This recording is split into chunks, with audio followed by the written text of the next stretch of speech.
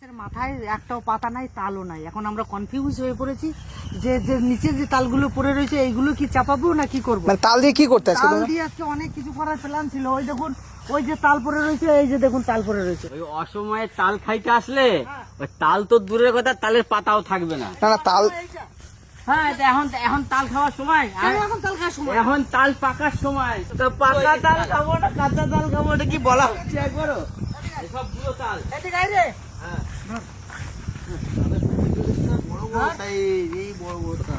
আরে ভাই, উঠা।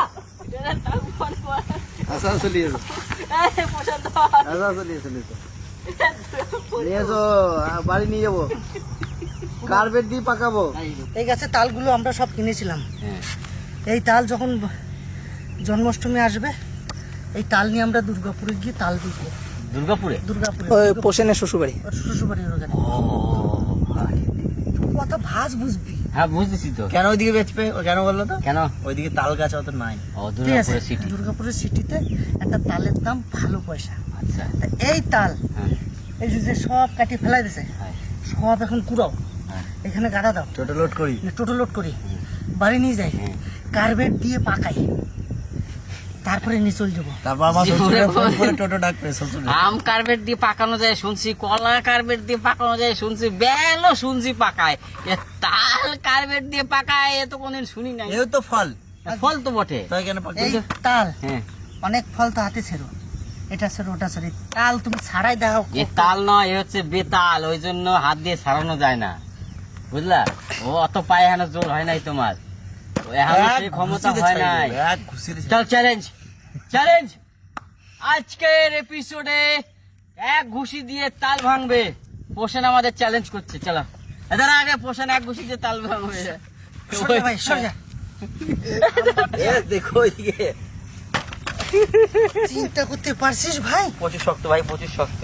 তাহলে এটা যতক্ষণ না নরম হয় পড়ে না, দেখেছো?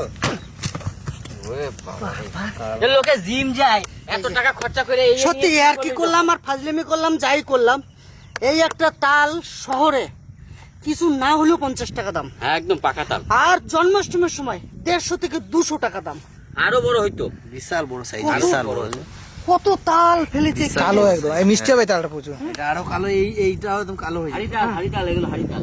80-ঠাট্টার মাঝখানে কিছুটা সময় আমাদের কাটলো তাল নিয়ে। আর উপরে কিন্তু মেঘলা আকাশ, আর এই মেঘলা আকাশেই খোলা বাতাসের মাঝে আমরা পৌঁছে গেছি। খোকনদা, হ্যাঁ চলো তাহলে। ভাই, আজকে এক কাজ করবো, মাঠ চাষ করে গেছে, হয়। তোরে কাদার ভেতরে ফাঁসার দেবো। এলা হালুয়া। হ্যাঁ সত্যি সত্যি, তোর আজকে চিনতেই দেবো না। জলে গেলে সাঁতরাতে পারিস না, গাছে উঠতে পারিস না, কাদার ভেতরে তো ডুবতে পারিস। কাদায় তো ডুব দেয় না লোকে, কাদার ভেতর পড়ে আচ্ছা, এই ফাসার, হুম, ফাসার ফাসার, এর শব্দ কয় রকম আছে?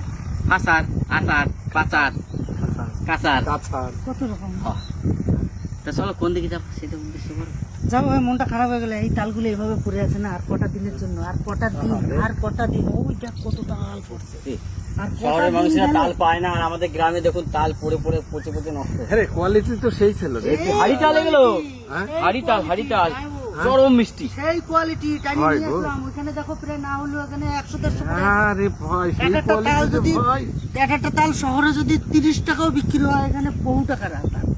এক্সপোর্ট করবো নাকি? আমি সেটা বলেছিলাম যে সব তুলে নিয়ে যেতে। এই তো টোটোতে সব চাপা কলকাতা নিয়ে যাবো। চল। ও একজন দুর্গাপুর নিয়ে যাবে, একজন কলকাতা নিয়ে যাবে। কলকাতা নিয়ে যাও। আমার তুমি টাকা কি টোটোতেই টোটো না যাবো। হেলিকপ্টার? কলকাতায় নিয়ে গেলে তোমার আর তালের পয়সা কেউ দেবে না। এখানে দাদা আমি আপনাদের তাল দেবেন না। তোমার কি লোক কিনতে যাবে? কান্দি ধরে দিয়ে দেবো। বলতে একটা, আমি এতদিন ধরে আপনাদের ভিডিও দেখি, এত ভিউ দিয়েছি, একটা তাল আমি পাবো না আর দাদা? আমরা নিয়ে খাওয়াতে পারবো না তাদের? হ্যাঁ, অবশ্যই। আমরা তাদের খাওয়াবো। কেউ তো আবার ভালোবেসে বেশি টাকাও দিতে পারে।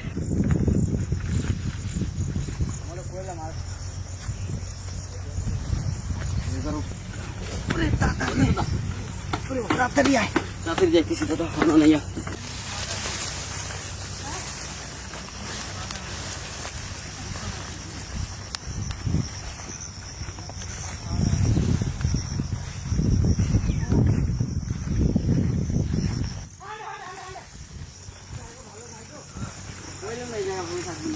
জায়গা ভালো নাই, কি হয়েছে?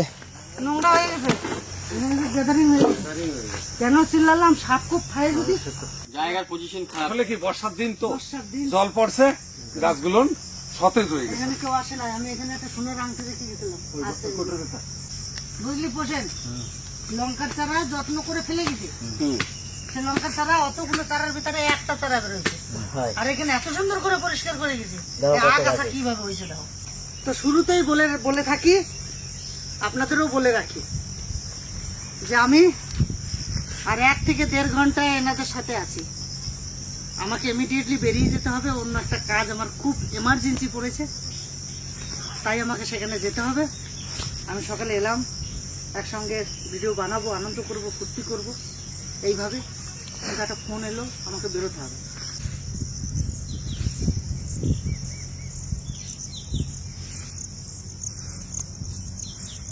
ভাই রে ভাই, পুরো কাদা রে ভাই। হ্যাঁ বাবু, হ্যাঁ? তোমার কাছে তো একটা খবর নিয়ে আমি আইছি। কি গো?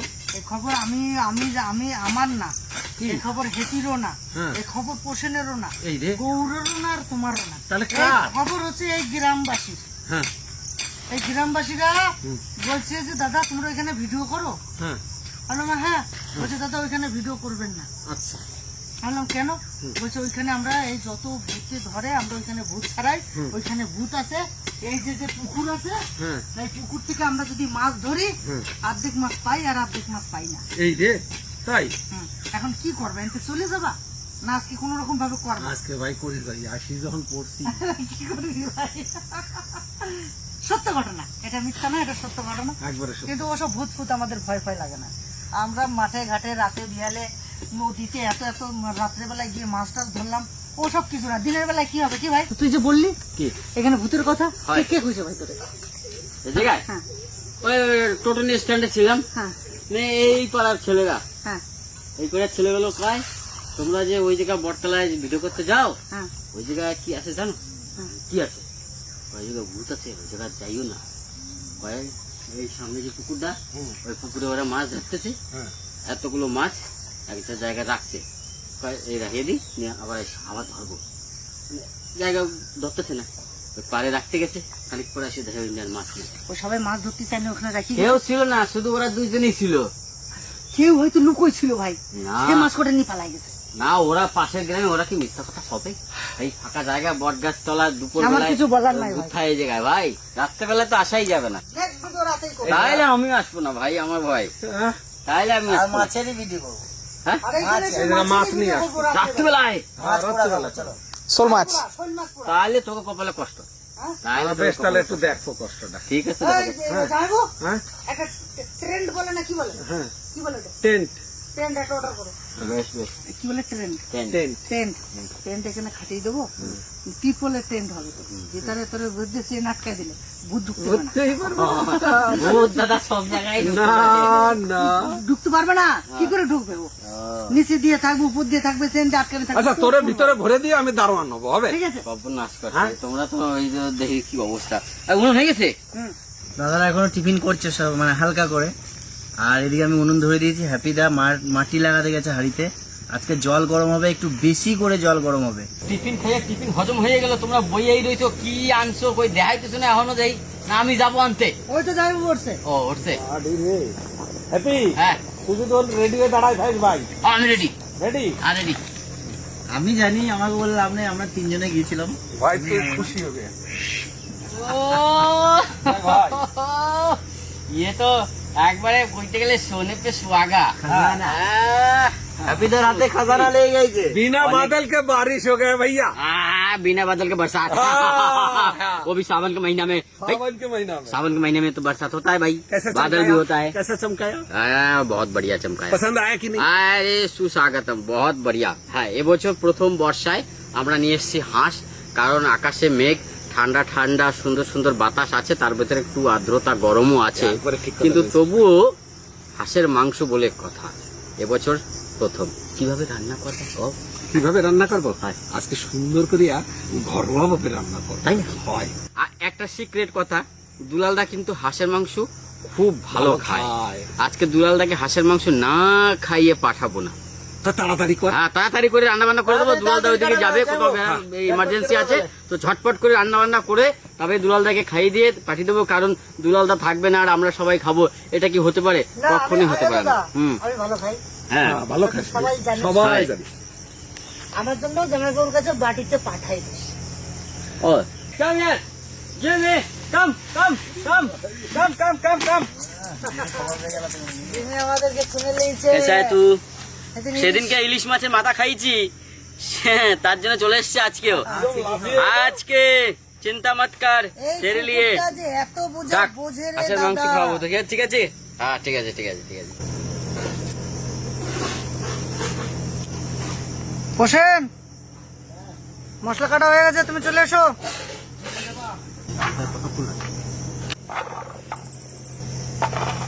কাঁচা লঙ্কা ফেলে দেবো না পেটে দেবে? ফাড়ি দি, তাহলে সরাই দি। আজকে আমাদের অনেক দিন পরে বেশ হাঁসের মাংস জমিয়ে রান্না হবে ঘরোয়া পদ্ধতিতে। তার জন্য আদা রসুন আছে, আর এদিকে আছে শুকনো লঙ্কা জিরে। আগে আদা রসুনটা বেটে নি।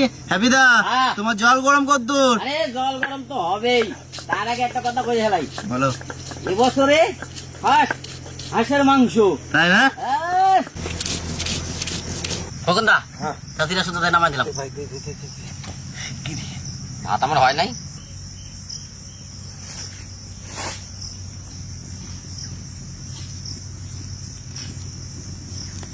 সুন্দর করে পালক ফেলাই নিছি, পরিষ্কারও করে নিছি, আমি কাটিয়ে নেবো।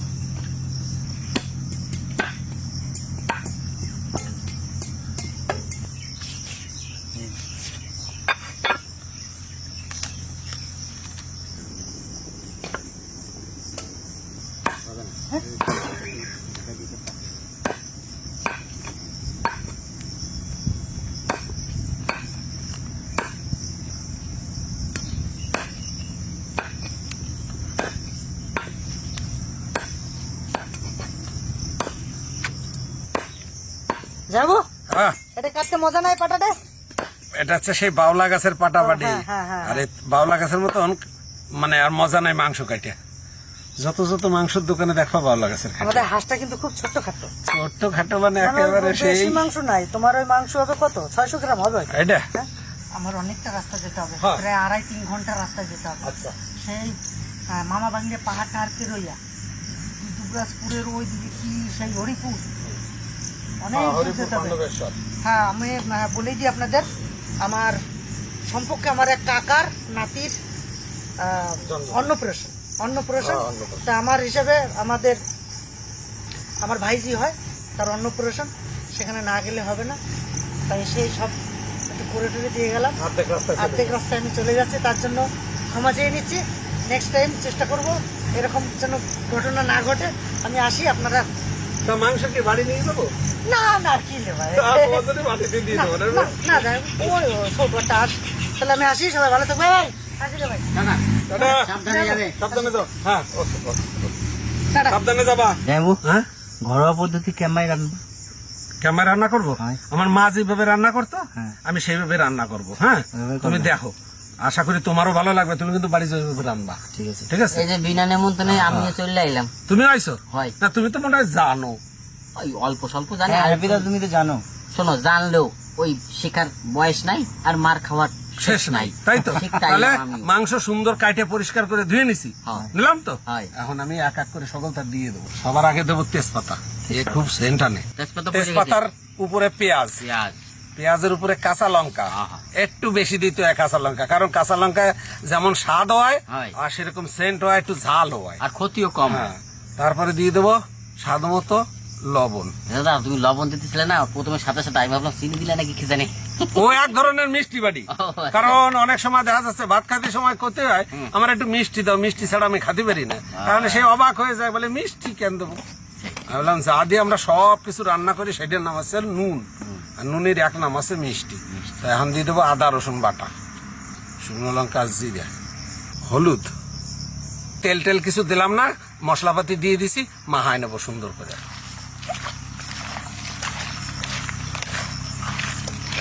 মশলা দিয়ে মাংস মাহানে রান্না করলে সত্যি খুব স্বাদ হয় ভালো, কারণ মশলাগুলো মাংসের ভিতরে সব।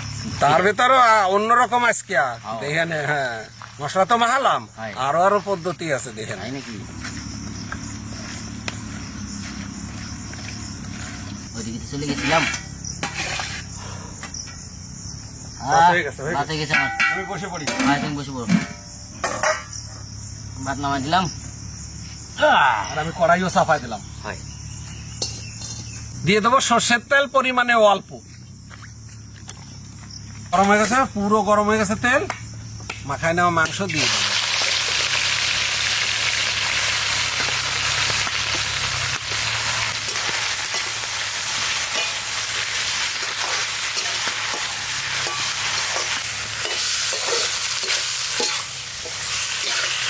এখন মনে হচ্ছে মাঠি, এটা যে গরম মশলা, গোটা গরম মশলা বেটেছি, এই যে দেখুন কিরকম দাঁড়িয়েছে, মনে হচ্ছে মাটি। এবার আলু দেবা নাকি? হ্যাঁ, এবার আলু দিয়ে দেবো।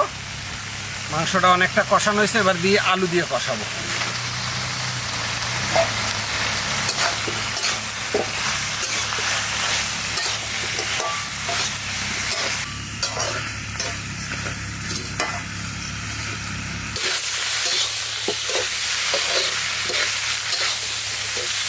ঠিক আছে, আমি দিয়ে দেবো জল।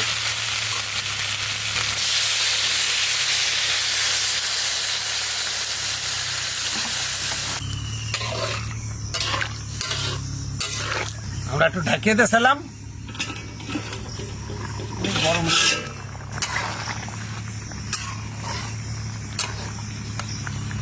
যেমন মাখা মাখা করবা নাকি? হ্যাঁ, দেখো এবার আমরা ফোড়ন দেবো, মানে সাম্বারা দেবো।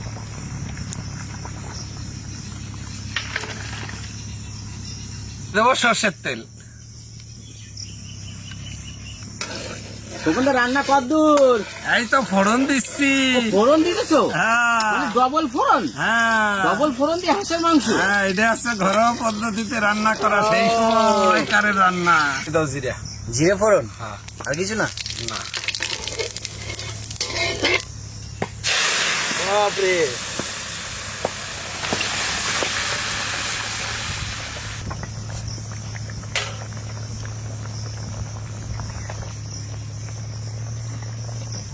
মশলা পড়বে। হ্যাঁ, তুমি দেখে যাও গরম মশলাটা কিভাবে দেই, চলে আসো দেখবা। এই দেখো, এই যে ঝোল উঠাইছি, ঝোল উঠানোর পরে এই যে আতার পরে দিয়ে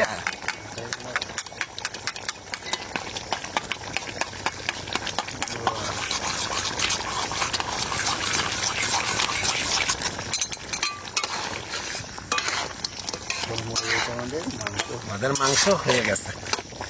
এইভাবে রান্না করতে, বুঝলা? কেমন হবে? ঘরোয়া পদ্ধতিতে হাঁসের মাংস রান্না। হোসেন, হ্যাঁ। এই নাও দিয়ে দিছি। ভাই, ভাত রেডি করি নাকি? হ্যাঁ।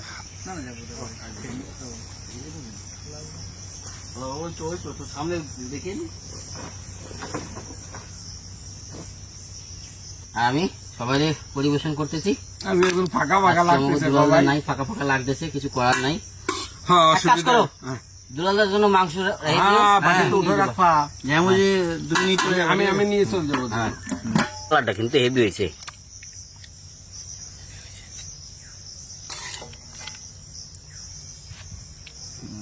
আয়ু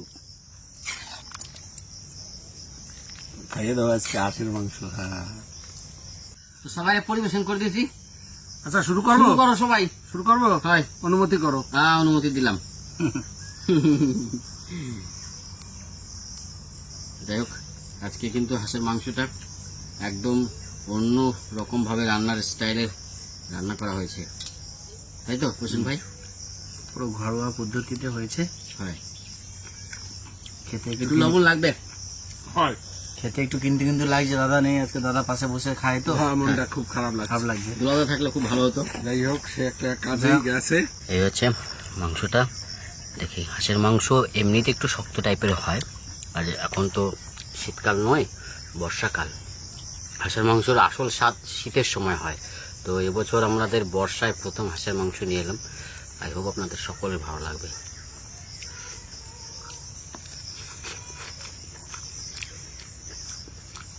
কচি হাঁস ছোট, শীতের সময় এর স্বাদটা একটু বেশি ভালো হয়। এই সময় এখনো সেরকম পরিপুষ্ট হয়নি, কিন্তু তবু রান্নাটা ভালো হয়েছে। খোকনদা একদম দু রকম ফোড়ন, প্রথমে দ্বিতীয় ফোড়নে রান্না করেছে, খুব ভালো হয়েছে। আজকে হ্যাপি আমাকে অনেকগুলো মাংস দিয়েছে। আর কে বলে শুধু শীতকালে হাঁস খায়? গরমকালে খাওয়া যায় যদি রান্না ঠিকঠাক ভাবে হয়। কারণ গরমে গরম কাটি, কাটা দিয়ে কাটা তুলতে হয়। আমি তো এটাই গরমে গরম ভাবতাম। খেতে হয়। আমি বলছিলাম আজকে যখন হাটে গিয়েছিলাম, আমি সাথে গিয়েছিলাম, বলছিলাম যে হাঁস হাঁস করছিল, ঠিক আছে? তো আমি বলছিলাম এই গরমে যাই বলছে চল নিয়ে চল, আমি আছি, আবার কি। আর আলুটা একদম গলে গেছে, মোমের মতন হয়ে গেছে আলুটা। আজকে যে রান্নাটা করলাম, রান্নাটা আমার মা সত্যি এইভাবেই রান্না করতো। তো তখন তো গ্রামগঞ্জে বেশিরভাগই বাড়ি বাড়ি হাঁস মুরগি পালিত হতো, তো এইভাবে রান্না করে দিত অল্প মশলা দিয়ে, খুব খুব ভালো লাগতো। তো সেই সমস্ত রান্না নিয়েও আপনাদের সম্মুখে আসি, কতটা ভালো লাগে আপনাদের তা বলতে পারবো না, তবে রান্নাগুলো খুবই ভালো। জামাইবাবু যেভাবে রান্নাটা করলে ঠিক এভাবেই করবেন। এক ফোঁটা যে হাঁসের মাংসের মধ্যে যে গন্ধটা, ওটা যে আস্তে আস্তে এক ফোঁটা গন্ধ নেই, সত্যিই বলছি। গরমকালে হাঁস যদি ঠিকঠাক রান্না না হয় তাহলে কিন্তু একটা গন্ধ থাকে, আর শীতের সময় তেল থাকে বলে গন্ধটা ওঠে না। কিন্তু এখন যেটা দেখছি যে একদম যেভাবে রান্নাটা করেছে ঠিক এভাবেই করবেন। একটা কথা কই, ভাই হাঁসের মাংস এই বছর প্রথম খাইলাম, খাতেই থাকবা। খাতেই থাকবা, একের পর এক বিভিন্ন ধরনের আসবে। তো সব ভালো মন্দ হয়েছে তো? দারুণ হয়েছে, দারুণ দারুণ। তো যাই হোক, সকাল থেকে এসে তাল কুড়োনোর থেকে হাসি ঠাট্টার মাঝে আজকের ব্লগটা হলো। দুঃখের বিষয় মধ্যখানে একটু গ্যাপ হয়ে গেল, যেহেতু দুলালদা মিসিং। তো যাই হোক, আপনারা কিছু মনে করবেন না, বিশেষ কাজে উনি বেরিয়ে গেছে। নেক্সট ব্লগে থেকে থাকবে, আর এই ব্লগটা আমরা আর বেশি বড় করব না, এখানেই শেষ করব। তাহলে দেখা হচ্ছে নেক্সট ভিডিও।